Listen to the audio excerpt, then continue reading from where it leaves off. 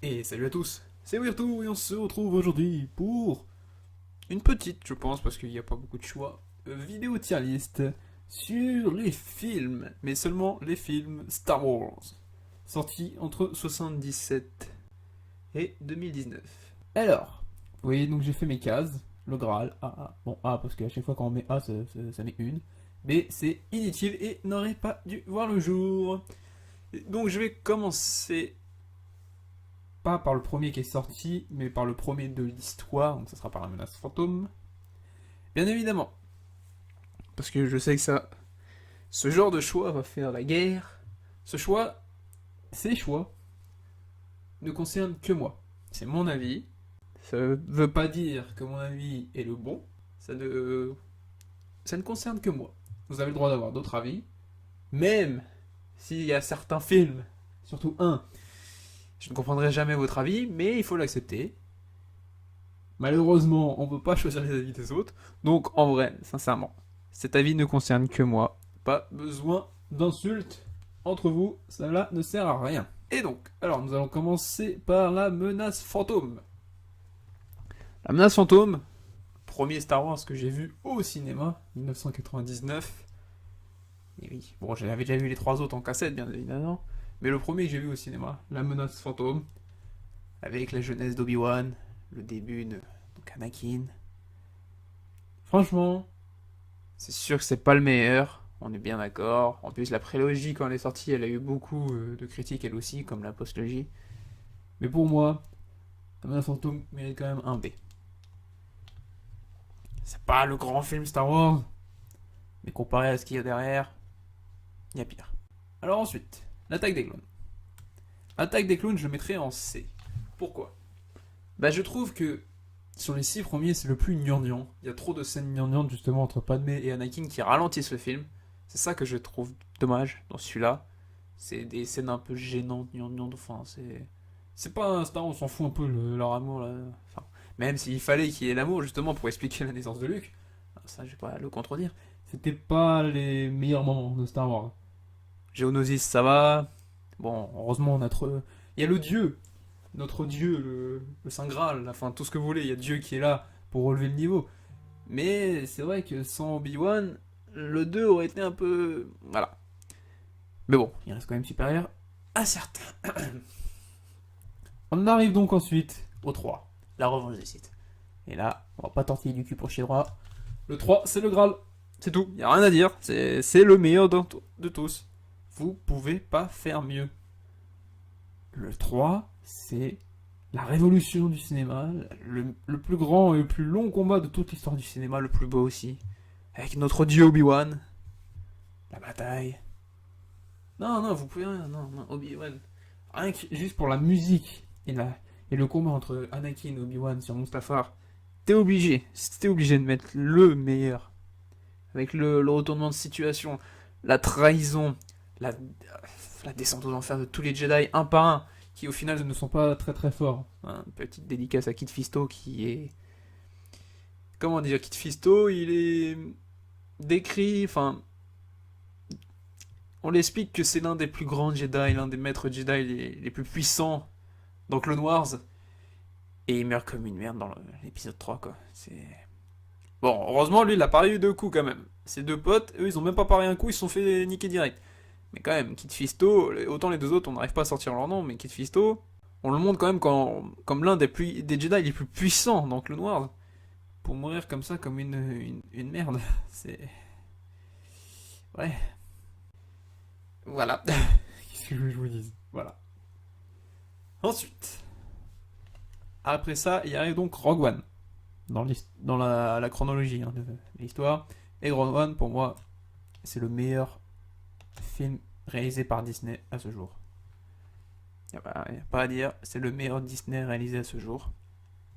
Au niveau des films Star Wars, je parle, parce que bon, le truc Clone Wars, Mandalorian, Rebelle, c'est très bien aussi. Hein. Mais au niveau des films, c'est le meilleur. On retrouve vraiment l'univers, on a l'explication, et en plus ça reprend pile. Quand ça s'arrête, et bah, si vous voulez, quand on arrête Rogue One, on peut direct lancer l'épisode 4. C'est. Franchement, il est énorme. On en arrive donc à l'épisode 4. L'épisode 4, En vrai, non, faut que je fasse une case de plus. Voilà. Je le mettrai là, l'épisode 4. Parce qu'en vrai, il est au-dessus de la menace fantôme, mais pour moi, il est en dessous de Rogue One et de certains d'autres que je vais mettre ici. Et ouais, non, je trouve que ce serait comme un affront de le mettre au même niveau que la menace fantôme, parce que c'est quand même ça qui a lancé l'univers. C'est le tout premier, sorti en 1977. Le tout premier film de la saga. Bon, avec Luke qui est un peu pleurnicheur, mais il y avait quand même Vador, le badass. Obi-Wan. Bon, même si Obi-Wan, c'était plus Alec Guinness pour dire j'ai la prestance et j'ai un acteur connu au début. Bon, je pense pas qu'il s'est douté que Obi-Wan allait venir ce qu'il est maintenant avec Ewan McGregor. Mais non. Il mérite d'être au-dessus de la menace fantôme, mais pour moi, il est en dessous de certains. Ouais, franchement, il est bien ici. On en arrive maintenant à l'Empire contre-attaque. L'Empire contre-attaque, pour moi, c'est ici. C'est clairement ici, même devant Rogue One. Est-ce que je peux le passer? Non. Oui, voilà. C'est devant Rogue One. C'est pour moi le meilleur des trois de la trilogie originelle. Avec la bataille sur Hoth, les premiers combats de sable, la fameuse révélation de Luke, je suis ton père. Chose que même les acteurs ne s'attendaient pas au début quand ils ont lu le scénario. Ils ne le savaient pas. Ils l'ont su qu'au moment de la scène. Franchement, ça me l'air bon avec. Parce que vous voyez, même là vous allez me dire, mais oui, mais là, comme dans le 2, là aussi, il y a une histoire gnangnaante là, qui démarre entre entre Solo et Leia. Mais je la trouve moins gênante, moins malaisante, mieux faite que sur l'Attaque des Clones. On s'ennuie moins. C'est mieux travaillé, je trouve. Alors ensuite, on arrive au retour du Jedi. Retour du Jedi, je le mets là. Moins bien que l'Empire contre-attaque, mais mieux que Rogue One, bien sûr, bien évidemment. La conclusion, normalement la vraie fin. Vous allez comprendre pourquoi. Moi je dis que c'est la vraie fin, l'unique fin. À chaque fois qu'il passe, même si bon, on connaît la suite, j'ai toujours ce petit frisson, cette petite sensation de putain c'est fini, qui me saoule d'ailleurs.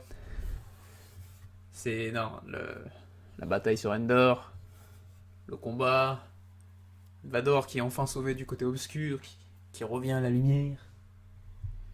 Luke qui a pris quand même un bon niveau de Jedi. Moins bien que le 5, mais mieux que Rogue One, ça c'est sûr. Ensuite. Ah oui, j'en ai oublié un qui est dans la chronologie, c'est vrai. Dans la chronologie, c'est vrai. Bon, on va pas perdre de temps. Hop, voilà.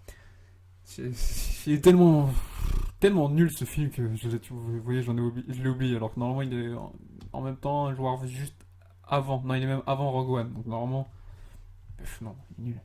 Nul. On l'a fois nul au carré. Voilà, c'est tout ce que j'ai à dire pour ce film. Et le pire dans tout ça, c'est qu'ils en avaient signé pour 3. Il va y avoir 3 solos. Avec cet acteur qui a aucun charisme, qui ne représente pas du tout Han Solo. Le seul qui ressemble un peu à son personnage et qui avait un petit peu de charisme, c'était celui de Lando Calrissian.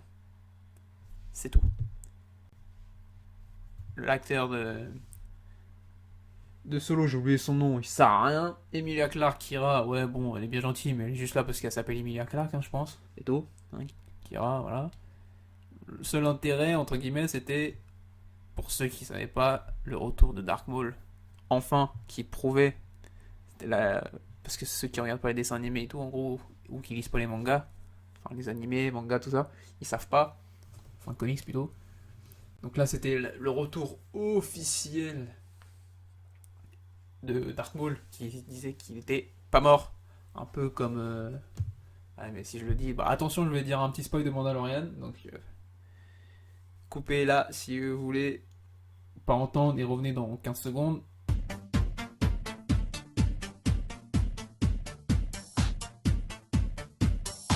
À la fin de l'épisode 1 dans Mandalorian, le retour de Boba Fett qui dit officiellement qu'il n'est pas mort, alors que tout le monde pense qu'il est mort si vous suivez pas les comics et l'univers étendu. Voilà.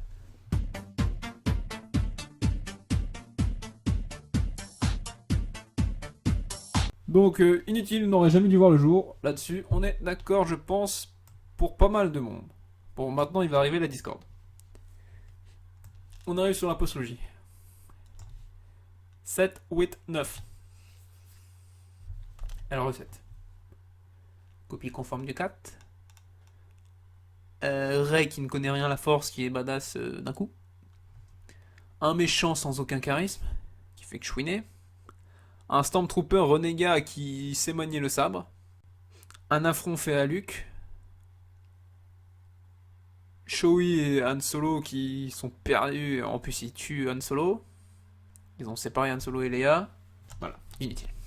S'il n'avait jamais vu le jour, je pense qu'on s'en porterait. Enfin, ouais, non, inutile. De toute façon, toute cette trilogie, hein, je pense qu'on s'en porterait aussi bien, même sans cette trilogie. Arrivé au 8. Le fameux film de la Discord. Pour moi, le 8, clairement. Hop, là!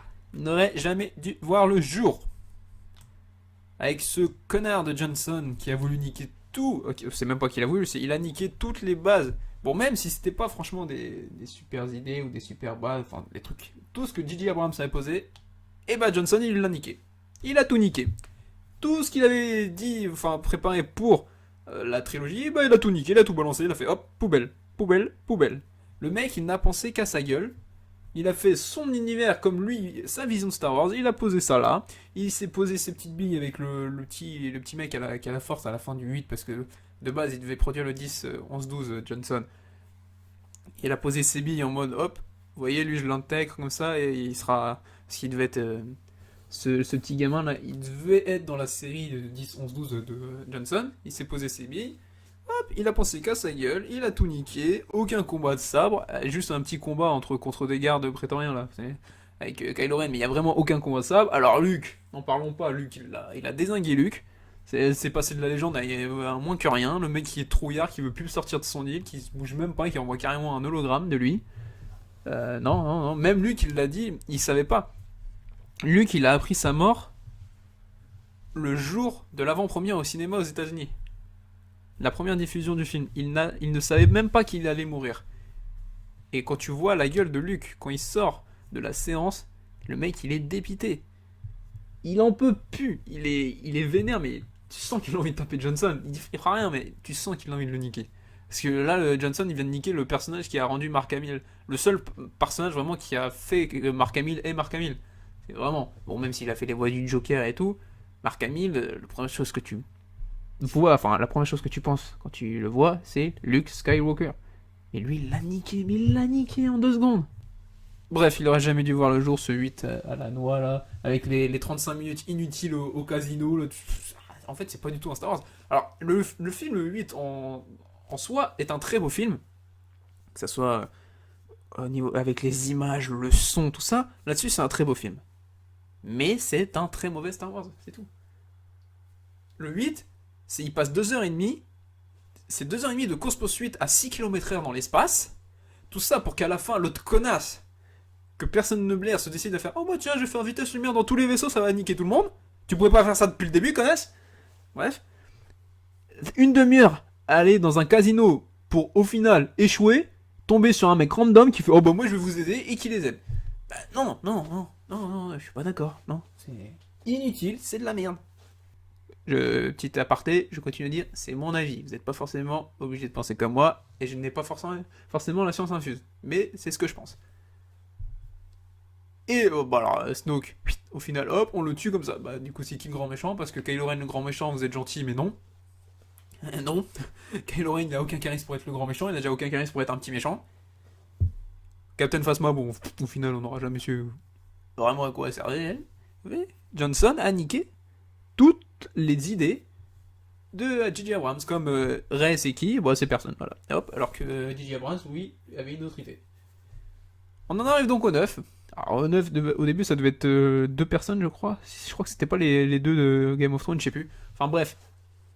C'est arrivé que c'est... Du coup, c'est J.J. Abrams qui a repris la réalisation du film. Du coup, J.J. Abrams, qu'est-ce qu'il a fait? Et bah lui, comme il a fait le 7, il a voulu faire ses... il a voulu aller au terme de ses idées. Du coup, il nous a fait des pirouettes scénaristiques cheloues. À cause du 8, parce que tout le monde dit ouais, le 9 c'est de la merde, c'est pire que le 8. Mais non, le 9 est comme ça à cause du 8. Si Johnson n'avait pas niqué toutes les idées de merde, merde ou pas, hein, mais toutes les idées que le 7 avait posées, les hypothèses et les chemins à emprunter que le 7 avait donné, le 9 n'aurait pas eu à faire ça. Comme le retour de Palpatine, si Johnson n'avait pas tué Snoke et tout, Palpatine ne serait jamais revenu dans le 9. Et c'était pas prévu. Ça, c'est une pirouette scénaristique pour dire, bah voilà. Parce que l'autre, il lui a niqué ses plans. Du coup, ça se trouverait, en aucun cas, Rey devait être la petite fille de Palpatine au début. Hein. Mais comme elle est de retour, comme il est de retour, bon allez hop, on tourne ça à notre faveur. Non. C'est toutes les idées cheloues, loufoques qui font, mais comment c'est possible du 9, c'est à cause du 8. Sans le 8, il n'y a pas toutes ces idées du 9. Le 9 est totalement différent sans le 8. Après, on crache beaucoup sur Johnson et J.J. Abrams, mais le premier... D'ailleurs, attends, hop, du coup, je le mets là. Hein. Mais le premier fautif de cette trilogie, c'est Disney. Disney.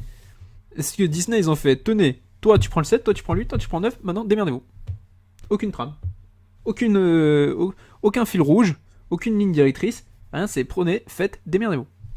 Forcément. Si les mecs ils communiquent pas, ils font chacun à leur sauce. Donc en fait, t'as un mec qui produit une partie, l'autre il récupère, il sait pas ce qui s'est passé, il fait à sa sauce. Et après, le troisième, non. Alors que bon, même si le 4, 5, 6 ont été réalisés par 3 personnes différentes, George Lucas avait fait une ligne directrice. Il avait fait un fil rouge qui devait suivre. Après, il y a eu des petits changements, des petits ajouts par-ci par-là de la part de chaque réalisateur, mais ils avaient une ligne conductrice. Le 1, 2, 3, bon, c'est George Lucas. Donc hop, lui c'est aussi... Et au moins, il y avait déjà une histoire. Là, c'est... Prenez, je t'autorise à faire le 7, t'as rien, t'as pas de scénario, t'as rien, démerde-toi. Le 8, démerde-toi. Le 9, démerde-toi. Forcément que ça donne de la merde après. Après, quand même, enfin, au niveau des images et tout aussi, le 9, quand même très joli. Après, comme Johnson, lui, vraiment, il pense vraiment qu'à sa gueule, c'est lui, son univers et tout. J.J. Abrams, c'est vrai qu'il est beaucoup sur le fan. Il y a beaucoup d'easter eggs, enfin on retrouve pas mal de trucs. On voit par exemple le vaisseau, j'ai oublié le nom, mais le vaisseau qu'on voit dans Rebels. On revoit Wedge. Il y a pas mal de petites touches comme ça pour les fans, pour rappeler le souvenir, parce que lui, il joue beaucoup sur ça, J.J. Abrams. Sur le côté fan et parce que ça marche aussi, parce que quand par exemple moi Mandalorian là j'adore parce qu'on est en train de tout entrecouper, on est en train de tout regrouper de toutes les séries possibles. En gros là sur Mandalorian on a Star Wars, donc les films, on a donc le 6 avec Boba Fett, on a les références à Clone Wars, on a les références à Rebels, on a les références à la postlogie, à la trilogie. C'est ça qui, un peu à l'univers Marvel, où ils redécoupent tout entre eux, et tout est recroisé, rassemblé, enfin c'est ça. Et c'est pour ça que J.J. Abrams, ça marche entre guillemets, c'est parce qu'il joue sur la touche fan. Alors que le 8, bah lui, il a tout voulu faire à sa sauce dans son coin, en mode c'est moi qui crée Star Wars, c'est comme ça, point. Enfin bref. Voici donc ma tier list des films Star Wars. Je vous le rappelle, cet avis ne concerne que moi. Vous avez le droit totalement d'avoir un autre avis. Il y a aussi le droit au débat, bien sûr. Le débat est ouvert, mais évitez les insultes. Sur ce, j'espère que cette vidéo vous aura plu. Pensez donc à activer la petite cloche, liker, partager, commenter, ça me fera toujours plaisir. Je pense faire d'autres tier lists, je sais pas de quoi, un peu de tout, bientôt. Et donc, moi je vous dis donc à la prochaine, bonne santé à tous, et que la force soit avec vous. Allez, bye tout le monde.